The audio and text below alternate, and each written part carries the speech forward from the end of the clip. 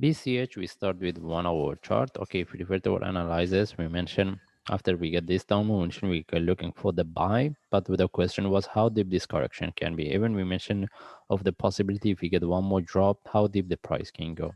Okay, that's been how this deep this correction can be. Anyway, we start with higher time frame. We want to see what we have based on daily chart. And based on daily chart, as we mentioned, we're expecting to get the correction here. Okay, any correction from here, it can confirm the continuation. That's why we can look for buy. In this case, if we move to lower time frame, we're looking to get the proper correction here before we look for the trade, similar to what we have here. All right, this is the things because we want to look at the internal flat for next trade as a buy. Okay, but beside that, can we expect this one to a bigger correction for one more drop? We are not looking for the sell. All right, the only thing is we want to look for get the correction to look for buy. That's why if we want to look for buy, we need to be aware of this possibility for one more drop in case we get the trade and we see it's not moving.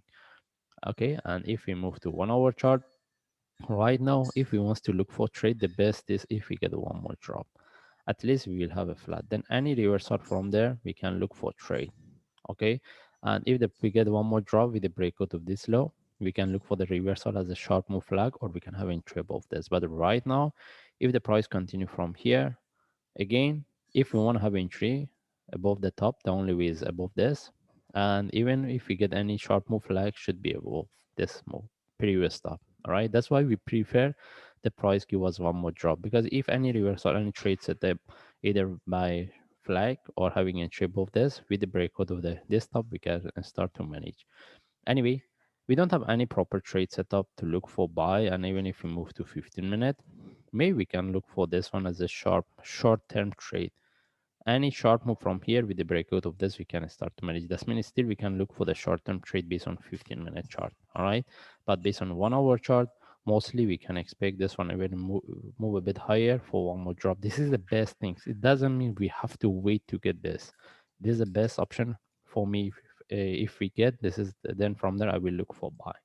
And even we can expect this one continue as a corrective move and tag this top. But at that times we won't be able to trade. We won't be able to get a good trade setup based on 1 hour chart unless we trade based on lower time frame, as I mentioned, based on 15-minute chart. Anyway, we just follow the chart. If I see any update, I will share. Thanks.